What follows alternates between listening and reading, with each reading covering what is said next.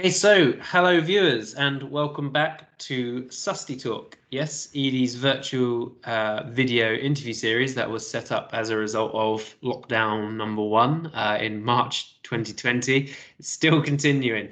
Who knows for how much longer? We are seeing a resemblance of normality resuming somewhere, but this format just has a lot of benefits to it rather than having to try and arrange a time for a face-to-face interview. You can kind of condense a really engaging chat into 15 minutes in someone's diary, which is one of the benefits of doing so. For those unaware, Edie's SustyTalk, it's an ongoing series of video interviews put together to keep our audience of sustainability professionals talking, feeling connected and optimistic as we kind of emerge from the latest lockdown and kind of grasp with the next normal.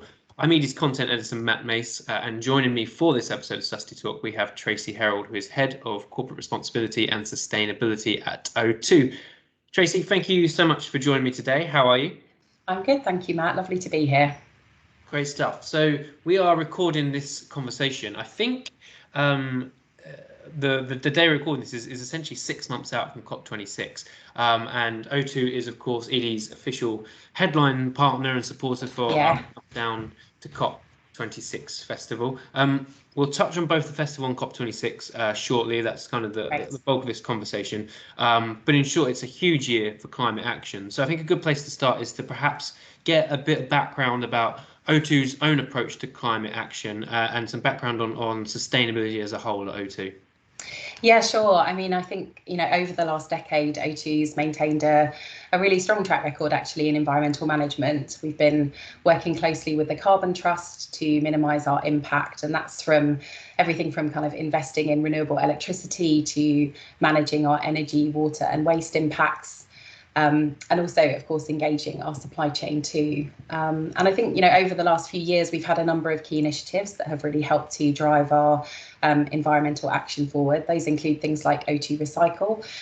Through that programme, we've helped customers to recycle over 3 million devices and saved around 450 tonnes of waste from landfill. We've also pioneered initiatives like device eco-rating, and that's really been about encouraging device manufacturers to make sustainable improvements across the product lifecycle, helping customers really to make more informed choices. And I'm actually really pleased to say that we'll relaunch eco-rating very shortly as a globally adopted standard across the telco industry. So I think, we've had a really strong track record in tackling the environment and minimising our own footprint. But I think last year, as we entered a new decade, it was increasingly clear to us that climate change was becoming a kind of defining crisis of our time, really. And it was really happening a lot more quickly than we'd feared. So in March of last year, we announced 2 climate action targets, the first of which was to become net zero in our own operations by 2025. And the second was to reduce our supply chain emissions by 30% in the same time frame. And I'm really pleased to say that together, our net zero commitments remain the furthest and fastest reaching of any UK mobile operator. Brilliant stuff. And yeah, I mean, you touched on some great kind of legacy trends that we covered on ED. I knew firsthand from speaking to O2 that you guys are a real leader in supply chain engagement aspect. But yeah, sustainability for all its facets and all the areas it covers. Certainly this year seems to have really built momentum around that net zero trajectory that you've mentioned, and obviously the company's brilliantly named O2 versus CO2 program. Yes. You kind of outlined the ambitions there. Are there any kind of plans for this year to kind of maybe, I don't know if there's any quick wins or just to mobilise some action there?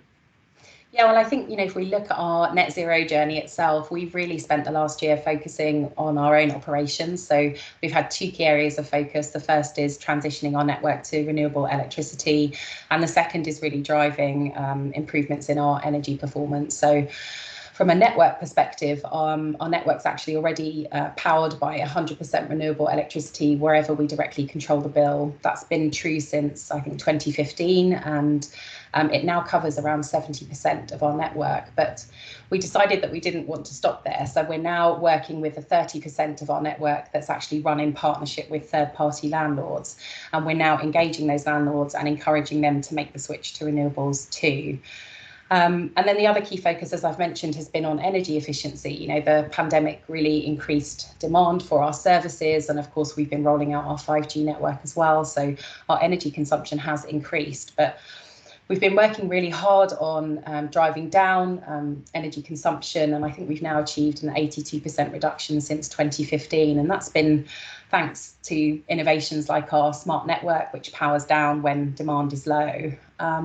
So they're some of the kind of core activities, I suppose, that we've been doing. And that's been supported, as you'd expect, by lots of other initiatives like upgrading our air conditioning systems to free air cooling, transitioning our fleet vehicles and improving energy efficiency across our retail estate. So a real mix of activity. But I think, you know, for us, as we're looking ahead, really, you'll know, and you've mentioned it already, Matt, that on Earth Day we launched our O2 versus CO2 campaign platform, and that's really now, I suppose, about starting to take us beyond our own operations. You know, O2 versus CO2 as a campaign platform is really designed to show our commitment to tackling climate change, but also to galvanise the collective efforts of our business and to help customers to make greener choices as well. So we're promoting O2 Recycle, we're promoting our like new refurbished devices. We're also encouraging people to get involved in community calling, which is all about gifting old devices so that we can help other people in the community to get connected. From a priority point of view, we're giving our customers greener choices and rewards. So everything from, I think, carbon neutral burgers from Leon to free upgrades in Nero if you use a refillable mug, as well as eco brakes and other eco-friendly products. And then I think, you know, beyond that, we're also starting to do some thinking about, you know, how we can support and enable other UK businesses to get on the journey to net zero. We know particularly, for example, that, you know, small and medium businesses, many of which don't have a dedicated sustainability team, really need help and support to kind of get on the journey. So we're planning to share tools, advice and resources to help those businesses to take those first steps. And I'd probably also say, you know, O2 versus CO2 is absolutely a rally cry for our people. You know, we've established a greener network in our business. That's about giving our people a platform to drive change internally. And I think this spring we're partnering with Kabloom to drop wildflower seed bombs in gardens and communities as part of our commitment to help nature fight back against the effects of climate change. So really, O2 versus CO2 is this kind of galvanizing rally cry for our business and for our customers, to say that, you know, we've got to all play our part. We've all got a part to play in tackling the climate crisis. Right, so in short, incredibly busy year with all of that lined up. And there's some, you know, a really multi-pronged approach, I suppose, to the net zero transition. I mean, I know our audience, you know, a lot of them have major challenges around engaging with landlords, as you mentioned. So the fact you're working on that area is great. And yeah, you mentioned this kind of rallying cry, and I think that's what this year is really shaping up to be. It's not just businesses getting their own house in order. It's businesses like O2 issuing that rallying cry to consumers, to suppliers, to other businesses. And I think that's really kind of building this momentum around COP26, which is a political event, but it's one that businesses have really shaped up with. And us at Edie, we obviously want to help businesses with that rallying cry, with helping them kind of raise their own ambitions and really respond to the climate crisis. And of course, one of O2's plans for this year will be teaming with Edie for our countdown to COP26 festival, which is 25th of May. For those that don't know, registration is now open for this event, which aims to help businesses seize the opportunities of the COP26 Climate Summit, which is happening in November, hopefully, probably. I suppose pandemic dependent. And we've also got a stellar speaker lineup, including senior representatives from BAYS, from Client Earth, Green Alliance, We Mean Business, and the high-level champions for climate action. We'll have links in the description to that event with some more details, but O2 is obviously kind of our key supporting partner for this. What is it that you are hoping to kind of gain by being involved in the festival?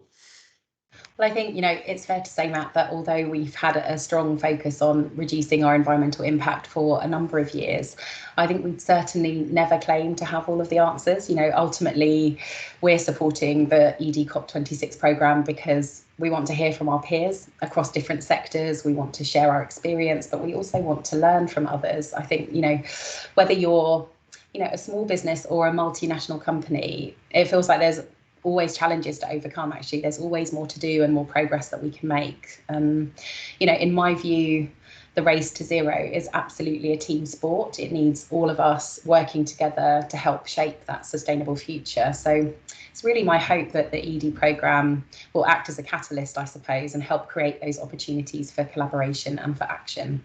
Great stuff. Yeah, no, the race to zero, I really love the wording around the race to zero. It kind of gets that kind of business competitive around it, as you say. But as you say, it's not an isolated journey. Everyone's got to kind of band together to do this. And I think as well that COP26 is shaping up to be this kind of real lightning rod moment for climate action sustainability, not just across the corporate spectrum, but just society and policy as a whole. It's the summit in November is kind of the drumbeat from which all announcements are currently being made, whether that's political announcements such as the sixth carbon budget that we saw recently, or these kind of new corporate announcements we saw, many for Earth Day, not just the O2 versus CO2 program as well. It's such a huge event, and there's so much going on around it. And so as such, this is quite a hard question, but how do you think businesses can leverage COP26 as I suppose a sustainable business opportunity? Yeah, Matt, I think you're absolutely right. I think for me, COP26 is putting sustainability and the race to zero on the national agenda like never before, actually. It feels like the ideal time, really, for businesses to join the discussion and to put their own stake in the ground, to either start or to recommit to their own net zero journeys. And as you said, I think we're seeing growing interest from consumers, from the media, from investors, from policymakers, and of course from our own employees too. So it feels like the right time, really, for businesses to set ambitious science-based goals that reflect this growing movement, really, towards net zero. And I think, if I think about O2, we know that many of our own business customers are leaning into the challenges around the climate crisis. And that just as we're being demanding of our own suppliers, our customers' expectations are growing too. Our environmental commitments are increasingly forming part of our license to operate and to compete effectively.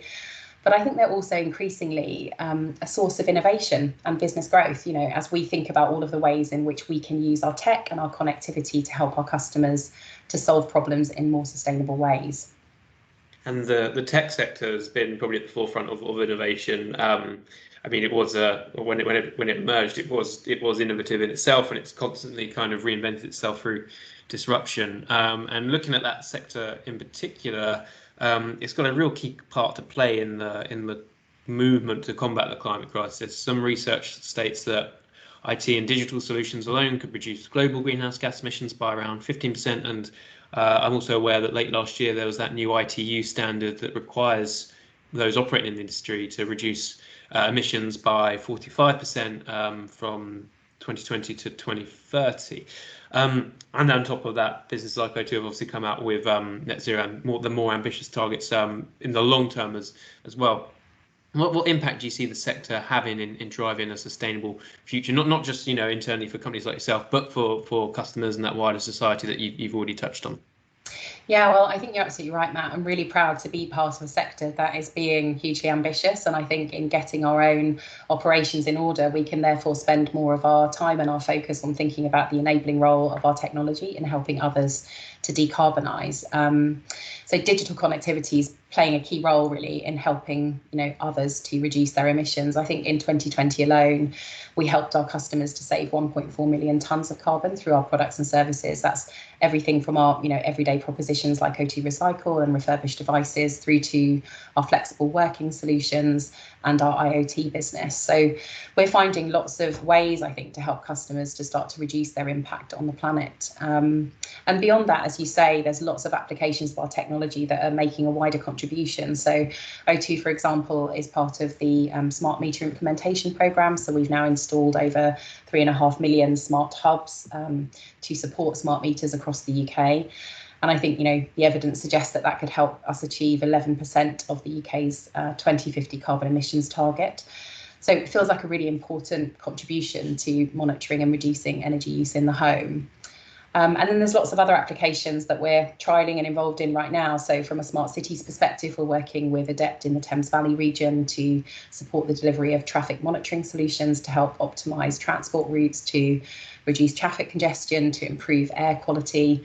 And as we've mentioned already, 5G feels like the next big opportunity, the next big disruptive opportunity for sustainability. And already we're seeing some of the evidence of that. So, for example, we're working on activity to reduce food waste through real-time monitoring of produce in transit to ensure that more of that produce is arriving in a way that can be used, so it's kind of delivered from farm to fork, and we're reducing waste overall. We've also been trialling things like NHS smart ambulances, so that's connecting paramedics directly to doctors so that they can enhance patient care. So I think we're really just starting to scratch the surface of the various applications of 5G to deliver more sustainable outcomes.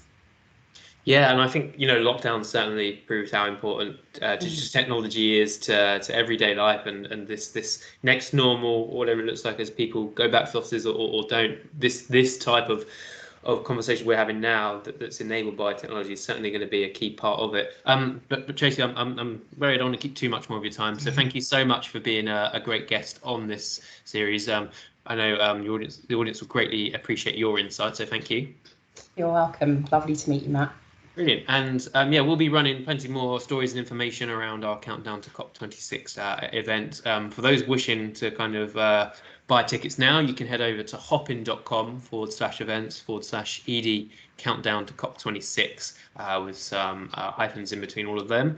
And we'll be continuing our SustyTalk series throughout the coming weeks. We've got a few lined up from our senior reporter, Sarah George, so you'll be hearing from her soon. But in the meantime, stay safe, stay positive, and keep up the Susty Talk.